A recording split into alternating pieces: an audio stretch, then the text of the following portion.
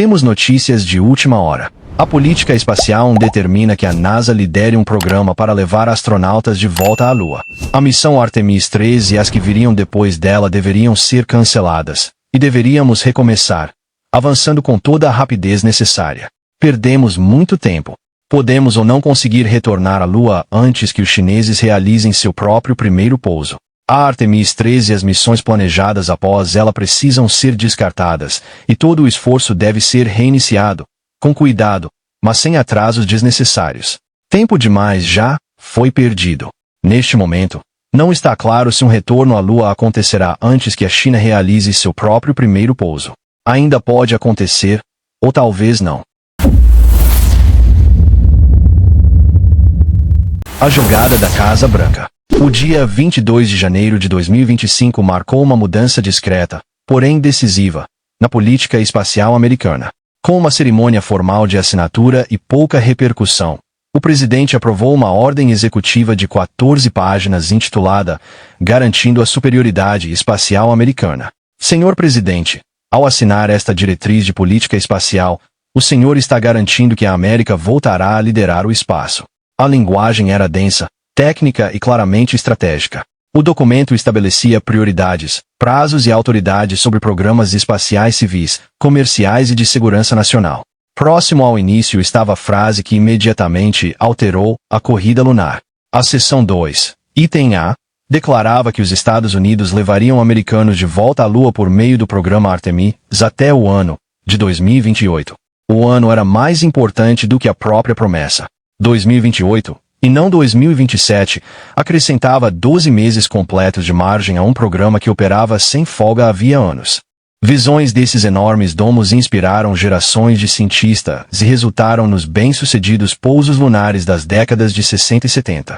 Em termos de voos espaciais, essa margem muda tudo. A ordem executiva apareceu no Registro Federal, às 10h47 da manhã, no horário da costa leste. Em poucos minutos, os terminais financeiros ganharam destaque. A Bloomberg interpretou a medida como uma extensão de cronograma ligada às realidades técnicas. O Washington Post descreveu a decisão como um reconhecimento da complexidade da engenharia. A linguagem do documento era moderada, mas a mensagem era clara. A Casa Branca havia aceitado que o cronograma do pouso lunar precisava de mais espaço para respirar. Elon Musk leu a ordem em seu celular e respondeu com apenas uma palavra no X legal. Nenhuma explicação foi acrescentada. Dentro da indústria, o significado era evidente. A SpaceX vinha operando sob um cronograma que praticamente não permitia falhas. A meta anterior da NASA exigia um pouso lunar tripulado em 2027, forçando a SpaceX a acelerar testes, aceitar riscos simultâneos e sobrepor fases de desenvolvimento que normalmente permanecem separadas por anos.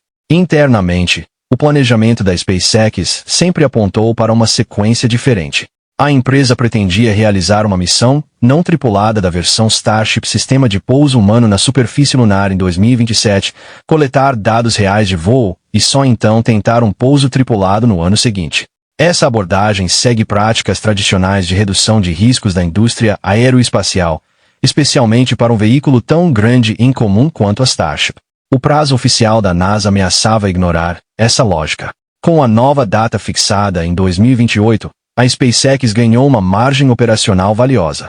O pouso não tripulado poderia ocorrer no início de 2027, deixando meses disponíveis para inspeções pós-voo, análise de falhas, atualizações de software e modificações de hardware. Se surgissem problemas, eles poderiam ser corrigidos sem reescrever toda a arquitetura da missão. Os astronautas não embarcariam em um sistema ainda não comprovado sob pressão de cronograma. A ordem executiva também surgiu em meio a uma crescente incerteza dentro da NASA. Durante semanas, circularam relatos de que o administrador interino, Shane Duffy, estava revisando a concessão do módulo lunar da Artemis 3. Nós vencemos a primeira corrida espacial. Vamos vencer a corrida espacial de hoje e a de amanhã porque, no polo sul da Lua, existe gelo. A possibilidade de reabrir o contrato pairava sobre o programa. O contrato de 2 bilhões e 900 milhões de dólares da SpaceX poderia enfrentar concorrência da Blue Origin ou de um consórcio de empresas aeroespaciais tradicionais. Os esforços de influência política haviam aumentado. Assessores do Congresso participavam de apresentações e reuniões informativas. A decisão sobre o módulo lunar, já, não estava isolada. A ordem executiva eliminou grande parte dessa incerteza. Ela reafirmou o programa Artemis sem mencionar fornecedores alternativos. Estabeleceu um prazo nacional definitivo. Ao ampliar o cronograma, reconheceu implicitamente que o plano existente dependia da Starship e que alterá-lo introduziria ainda mais riscos. Sem declarar isso diretamente, a Casa Branca sinalizou continuidade em vez de ruptura. Uma segunda diretriz aparecia mais adiante no documento, facilmente ignorada por leitores casuais, mas impossível de passar despercebida pelos planejadores de missão. A seção 2, item B, determinava o estabelecimento dos primeiros elementos de um posto lunar permanente até o ano de 2030. Isso deixava apenas 2 anos entre o primeiro pouso tripulado e o início de uma presença contínua na Lua. Pelos padrões tradicionais, a meta parecia extremamente ambiciosa. Conceitos convencionais de bases lunares dependem de múltiplos lançamentos de habitats pressurizados, sistemas de energia, módulos logísticos e veículos de superfície, todos montados por equipes usando trajes volumosos sob severas restrições de tempo.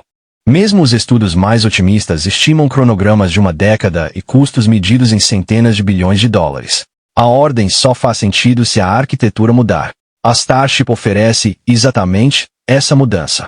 Uma única Starship pode entregar dezenas de toneladas à superfície lunar em apenas um voo, equipada com sistemas de suporte à vida, proteção contra radiação, geração de energia e amplo espaço interno. Ela pode funcionar tanto como transporte quanto como habitat. Basta pousá-la uma vez, despressurizar os tanques, conectar sistemas de energia e controle térmico, e ela se transforma no primeiro edifício de uma base lunar. Sem guindastes de montagem. Sem campanhas complexas de construção na superfície. Apenas chegada imediata. A linguagem da ordem executiva descrevia repetidamente a Lua como um campo de testes. Referências a Marte apareciam ao longo de todo o documento, não como um objetivo concorrente, mas como destino final, de longo prazo. As operações lunares eram apresentadas como validação tecnológica, uma forma de testar logística espacial profunda, habitação de superfície e presença humana contínua antes de comprometer recursos em voos interplanetários. Na prática, o documento colocou a SpaceX no centro da estratégia lunar americana, sem citar a empresa diretamente. Os cronogramas, a escala e as expectativas estão alinhados com as capacidades da Starship e de nenhum outro sistema operacional disponível. A aposta era clara. Se a Starship funcionar, os Estados Unidos recuperarão impulso. Se enfrentar dificuldades, essa margem desaparecerá rapidamente. Uma variável permanecia fora do controle de Washington. O programa lunar chinês continuava avançando de maneira metódica e com divulgação pública limitada. Veículos de lançamento estavam amadurecendo. Missões robóticas mapeavam locais de pouso. Planos conjuntos de missões tripuladas com parceiros internacionais já estavam delineados. A ordem executiva comprou o tempo, mas não parou o relógio. Os Estados Unidos escolheram seu caminho. A questão agora era saber se esse ano adicional seria suficiente. O desafio de 2026.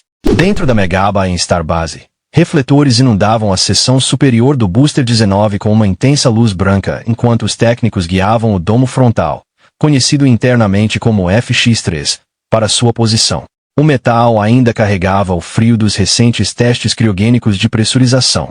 Sua superfície apresentava um aspecto opaco e sem polimento. No topo estava o anel revisado de separação a quente, reforçado para suportar a ignição de 6 motores Raptor, enquanto o propulsor permanecia mecanicamente conectado à nave acima. Aquilo já não era mais um equipamento experimental. Era uma estrutura essencial para voo. Uma dúzia de técnicos trabalhava em perfeita coordenação ao redor do propulsor, inspecionando soldas, verificando a continuidade elétrica e concluindo as últimas etapas de inspeção. O ritmo era cuidadoso, mas urgente. O voo 12 estava previsto para o fim de janeiro ou início de fevereiro, e qualquer atraso naquele momento repercutiria por todo o ano. Cada etapa de integração estava diretamente ligada a um prazo que não poderia escorregar sem consequências. A mais nova geração de foguetes da SpaceX decolou do Texas em um voo de testes carregando enormes expectativas. Até o final de 2026, A SpaceX precisará atingir um objetivo que vai muito além de voos de teste e tentativas de recuperação. A Starship precisa chegar à Lua. A exigência é específica e rigorosa. Uma missão não tripulada do sistema de pouso humano que coloque uma variante lunar da Starship na superfície da Lua e a traga de volta à órbita em perfeitas condições. Esse voo está previsto no contrato da NASA. Sem ele, o argumento para colocar astronautas a bordo da Starship em um pouso lunar perde força diante das análises técnicas. Essa missão depende primeiro do lançamento do protótipo dedicado da Starship para pouso humano, que precisa voar até meados de 2026. O prazo é importante. Ele cria espaço para inspeções, análise de falhas, correções de projeto e novos voos de validação. Com um veículo tão complexo quanto a Starship, anomalias são esperadas. Margem operacional não é um luxo. É uma questão de sobrevivência. Antes mesmo que essa missão possa ser programada, a SpaceX precisa concluir uma cadeia de demonstrações interligadas ao longo de 2026, cada uma liberando o caminho para a próxima. O primeiro desafio é a Starship versão 3. O voo 12 carrega essa responsabilidade. A versão 3 introduz mudanças significativas em toda a nave, incluindo hardware reforçado para separação a quente, aletas de controle redesenhadas, melhorias no desempenho dos motores Raptor, novos métodos de fixação do escudo térmico, interfaces de captura aprimoradas e a primeira configuração pronta para voo do sistema de reabastecimento orbital. O resultado do voo 12 moldará o restante do ano. Um voo limpo acelera as operações orbitais e impulsiona os objetivos lunares. Um voo problemático reduz cronogramas que já são apertados e força escolhas difíceis entre velocidade e segurança. Depois que a versão 3 for validada, a Starship precisará demonstrar inserções orbitais de rotina. Sem acesso confiável à órbita, nada mais importa. Em seguida virá a implantação de cargas úteis. Espera-se que a Starship comece a lançar a terceira geração do satélite Starlink, com cada missão capaz de colocar dezenas deles em órbita, de uma só vez. A Starship oferece uma capacidade sem precedentes para explorar a Lua graças ao seu grande tamanho e a possibilidade de reabastecimento no espaço. Cada missão bem-sucedida fortalece a confiança na Starship como plataforma logística, e não apenas como veículo experimental. Recuperação e pouso vêm na sequência. Trazer a Starship de volta através da atmosfera terrestre e pousá-la intacta valida sistemas de orientação, navegação, controle de propulsão e margens estruturais. Esses mesmos sistemas sustentam o desempenho dos pousos lunares, onde precisão e estabilidade são ainda mais importantes devido às opções limitadas de contingência e aos atrasos nas comunicações. O requisito tecnicamente mais desafiador está acima de todos os outros: o reabastecimento orbital. A Starship não pode alcançar a Lua com uma carga útil significativa sem ser reabastecida em órbita. Isso exige uma sequência coordenada de lançamentos, encontros autônomos, acoplamentos, transferência de fluidos criogênicos e gerenciamento de combustível por longos períodos entre vários veículos. As primeiras demonstrações são esperadas para meados do ano, começando com 2 Starships comprovando que conseguem se encontrar, conectar e se separar em órbita. Os testes posteriores precisarão demonstrar repetibilidade, porque uma única missão lunar pode exigir muitos voos de reabastecimento. O progresso já é visível. A SpaceX concluiu uma demonstração do módulo de energia para depósitos orbitais, validando sistemas elétricos de geração e distribuição destinados às futuras versões de armazenamento de combustível.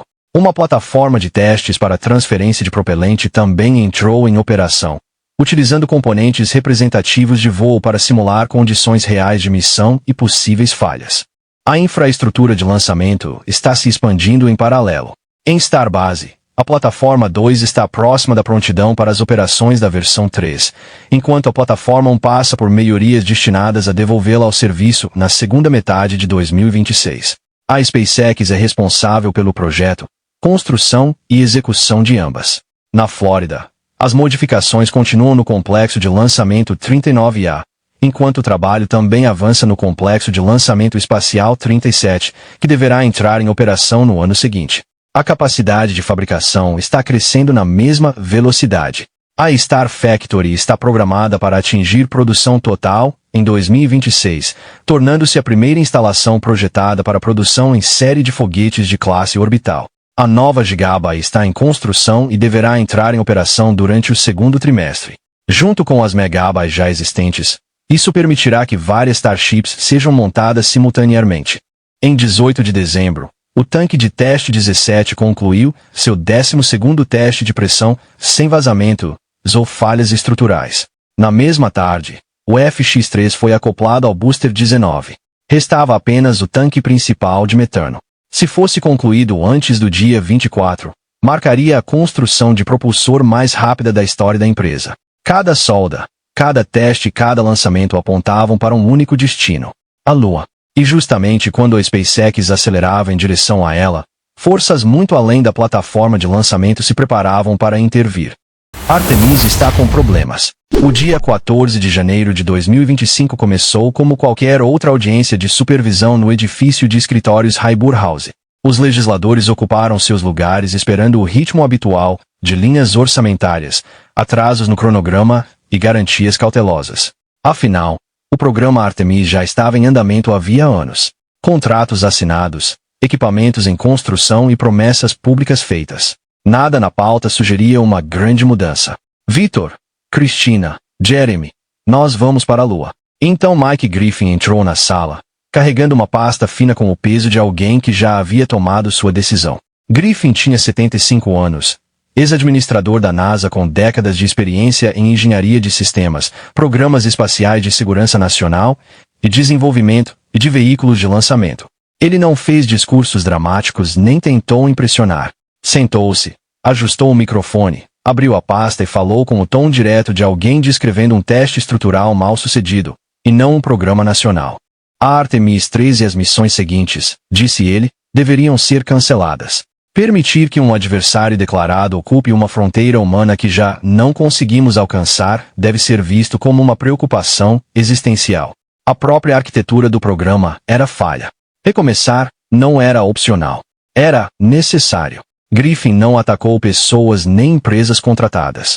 Foi direto à física. A Artemis, da forma como foi projetada, exige que o módulo lunar opere a partir de uma órbita Halo quase retilínea.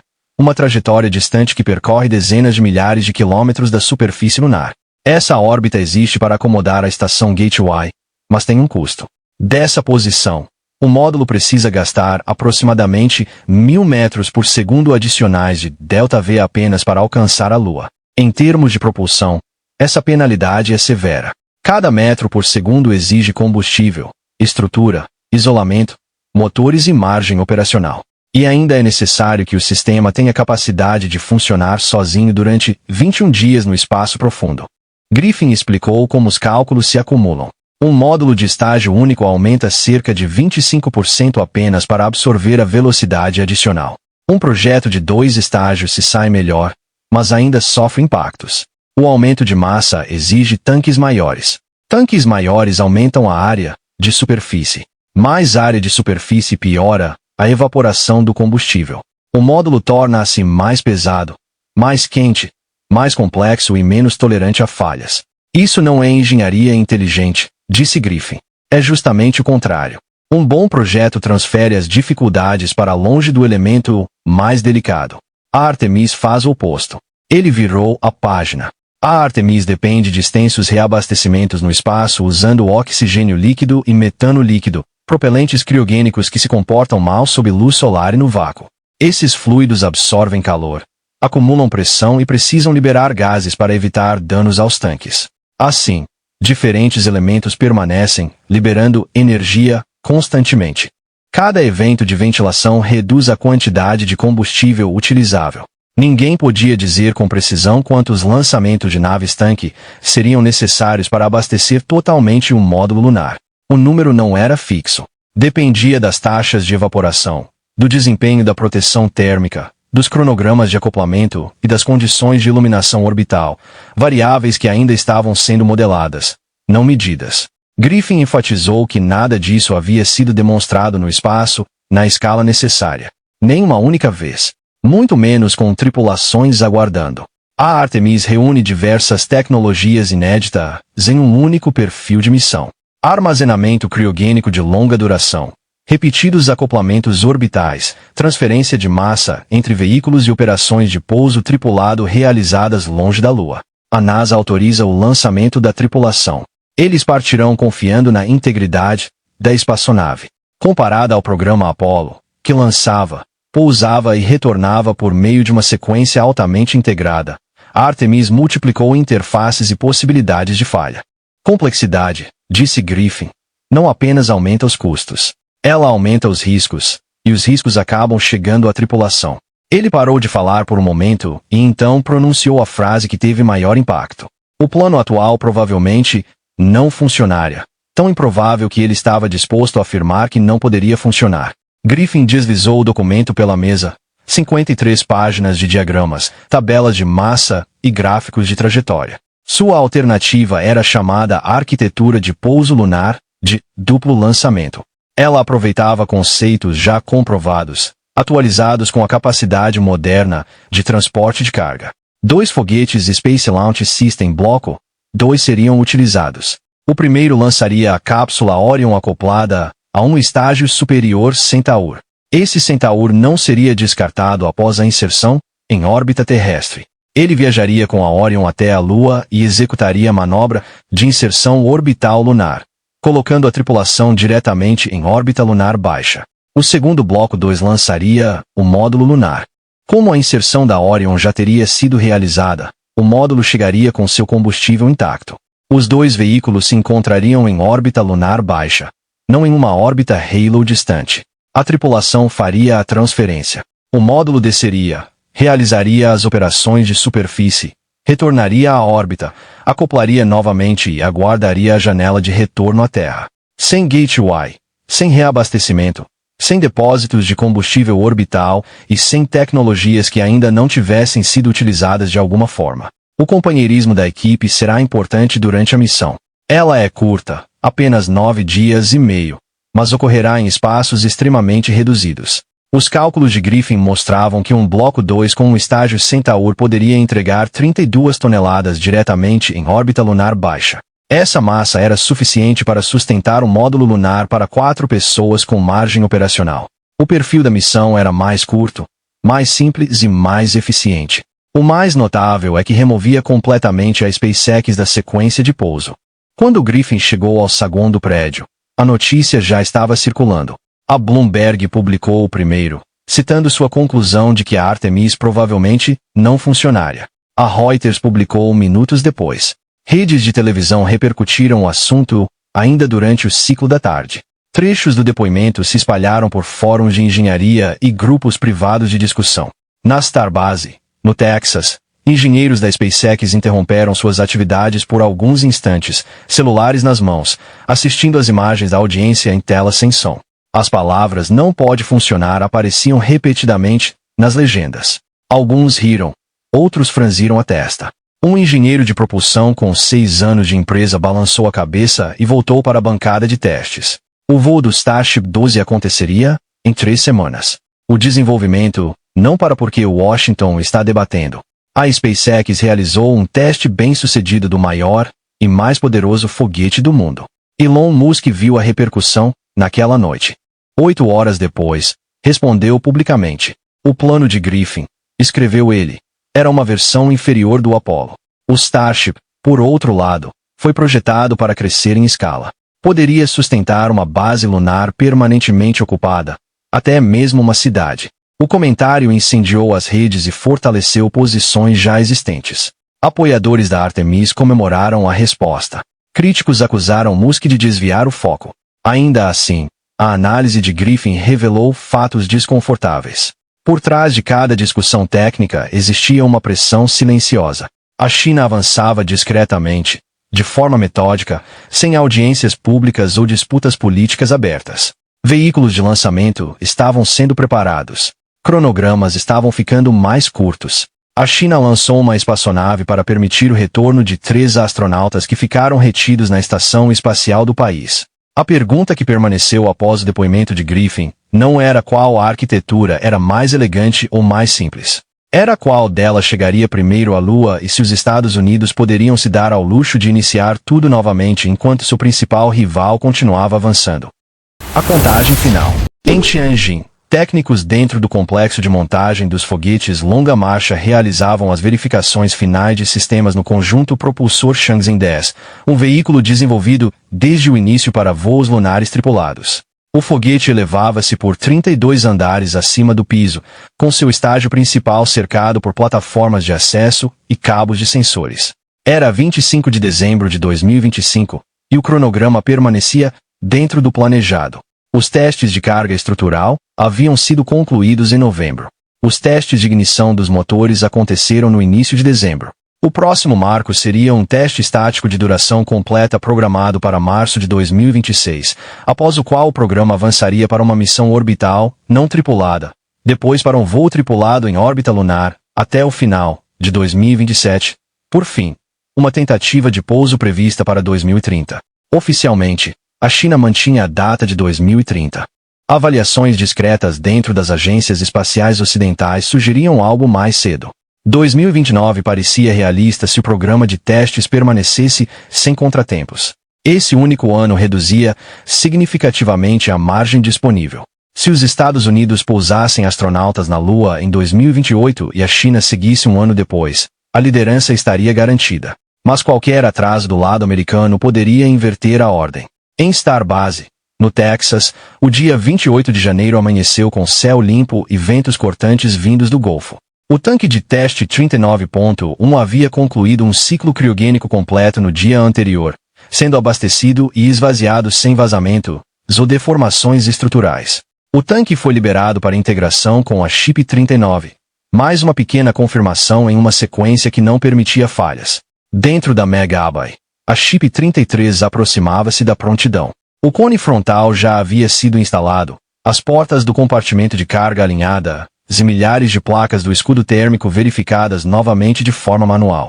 Cada placa era feita de cerâmica à base de sílica, projetada para suportar temperaturas próximas de 1.700 graus Celsius. Durante a reentrada, a parte inferior da nave absorveria toda a força do aquecimento hipersônico. Algumas poucas placas ausentes poderiam significar a perda total do veículo. O voo 12 estava programado para 3 de fevereiro.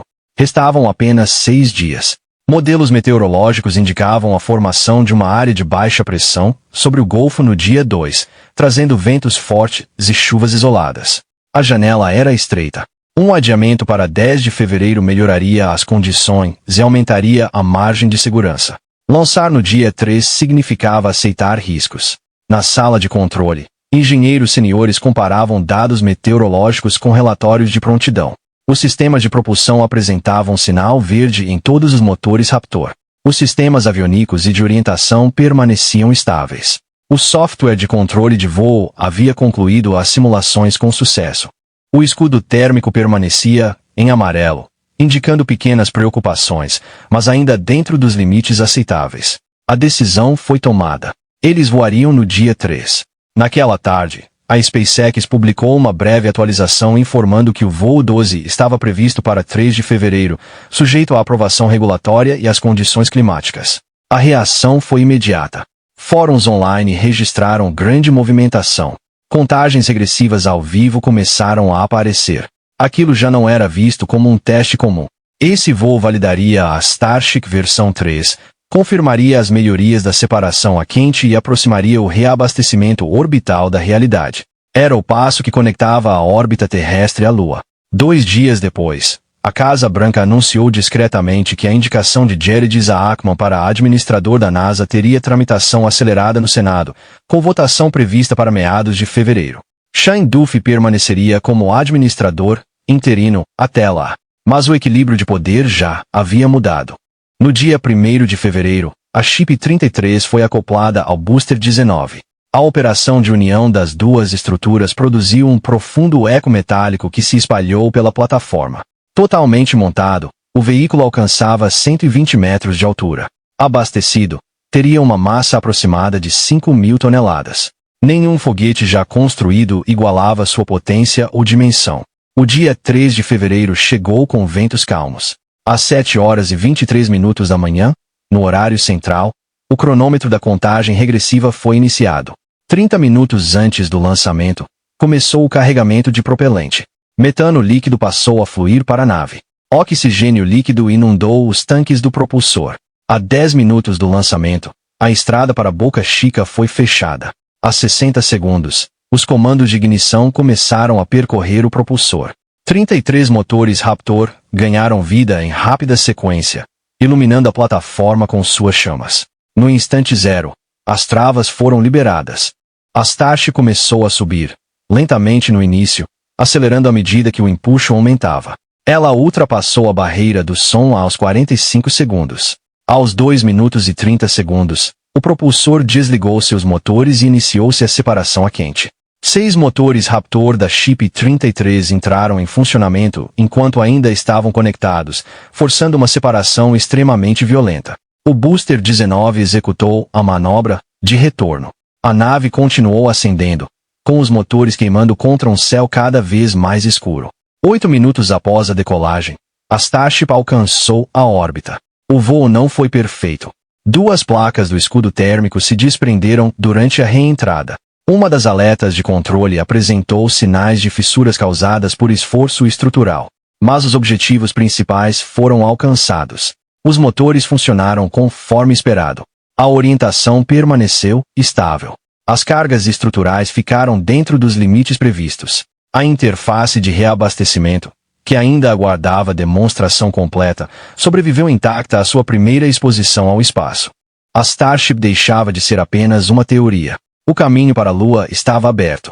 Em meados de dezembro, a Arianespace lançou o Ariane 6 da Guiana Francesa, colocando em órbita 2 satélites de navegação Galileu. A missão ampliou a constelação Galileu para 26 espaçonaves ativas, restaurando a capacidade europeia de lançamento independente após anos de dependência da SpaceX, consequência da aposentadoria do Ariane 5 e da perda de acesso aos foguetes Soyuz. Foi o 5º voo do Ariane 6 e seu 4º sucesso, um passo importante rumo à estabilidade, embora alcançar a frequência e os custos da SpaceX ainda permanecesse um objetivo distante. Em Washington, Jared Isaacman assistiu ao voo 12, de um quarto de hotel. Dentro de 2 semanas, ele seria confirmado. Sua primeira responsabilidade seria evidente. A corrida já não era mais teórica. Ela havia começado. A Guerra Civil da NASA. Na noite de 26 de janeiro de 2025, Shane Duffy aguardava na sala verde da sede da Fox News, em Nova York, ajustando o paletó e revisando anotações preparadas por assessores. Ele ocupava o cargo de administrador interino da NASA havia pouco mais de 2 meses, nomeado temporariamente enquanto o Senado adiava a confirmação de Jared Isaacman. Duffy não vinha da área de hardware de voo, nem de projetos de missão. Sua trajetória passou pela televisão, pelo Congresso e pelo Departamento de Transportes. Ele entendia de comunicação, pressão e estratégia, mesmo sem jamais ter aprovado um sistema de propulsão ou uma revisão de prontidão para lançamento. A entrevista começou de forma previsível. As perguntas giraram em torno da ordem executiva da Casa Branca assinada 4 dias antes, da mudança da data do pouso Artemis para 2028 e do avanço constante do programa lunar chinês. Duffy seguiu o roteiro, repetindo mensagens sobre compromisso, liderança e propósito nacional. Então a conversa chegou à SpaceX. O apresentador perguntou se a Starship estaria pronta a tempo e se a NASA precisaria de um plano alternativo. Duffy inclinou-se para a frente, escolhendo as palavras com cautela. A NASA estava comprometida com a SpaceX, afirmou ele, mas também estava comprometida com a missão. Se outras opções precisassem ser consideradas para cumprir os prazos, a agência as avaliaria. A concorrência, acrescentou, impulsiona a inovação. A Blue Origin havia demonstrado interesse. Outros contratados também haviam feito consultas. A entrevista terminou, mas a repercussão começou imediatamente. Em menos de 1 hora, trechos da conversa inundaram as redes sociais, fora de contexto, reproduzidos como frases de impacto. Na sede da SpaceX, o vídeo apareceu em telas dentro do controle de missão. Engenheiros interromperam tarefas para assistir ao administrador da NASA sugerir que a empresa responsável pelo transporte de tripulações, reabastecimento de cargas e módulo lunar poderia ser substituída. Elon Musk viu o vídeo mais tarde naquela noite em seu escritório. Não telefonou para assessores nem preparou um comunicado oficial. Abriu o X e publicou uma única mensagem, direta e sem filtros, acusando Duffy de incompetência e de enfraquecer a própria NASA. A publicação foi ao ar às 11 horas e 43 minutos da noite, no horário do Pacífico. A repercussão explodiu quase instantaneamente. Em poucos minutos, ultrapassou 1 milhão de visualizações. Na manhã seguinte, dominava os assuntos mais comentados da plataforma. O confronto público surpreendeu toda a indústria espacial. Eric Berger, editor sênior de espaço da Ars Technica, publicou uma análise antes do meio-dia. Ele descreveu a situação como surreal. A NASA dependia da SpaceX em praticamente todos os programas importantes, desde o transporte de astronautas até a Estação Espacial Internacional, passando pelo envio de cargas e lançamentos de segurança nacional.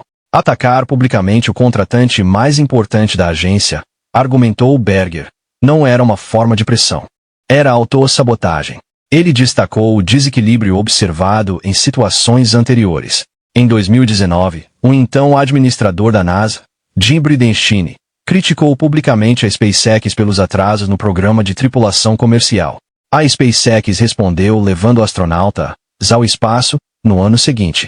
A Boeing, contratada paralela no mesmo programa, acumulou atrasos por anos consecutivos. 6 anos se passaram sem uma missão operacional, mas a empresa nunca enfrentou o mesmo nível de exposição pública. A mensagem para os engenheiros da NASA já era clara naquela época e se tornava ainda mais evidente agora. No Centro Espacial Johnson, em Houston, o clima ficou pesado.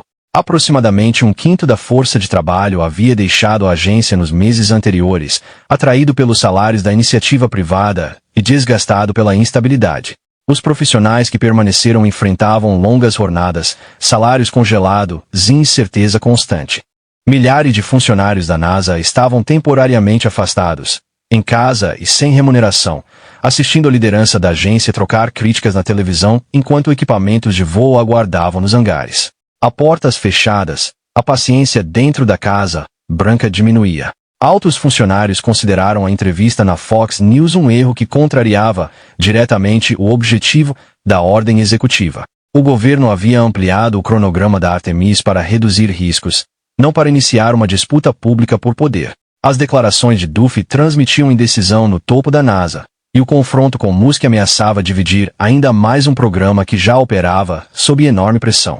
As atenções voltaram-se novamente para Jared Isaacman, bilionário, piloto, astronauta privado e comandante de missões comerciais. Isaacman compreendia operações espaciais por experiência própria.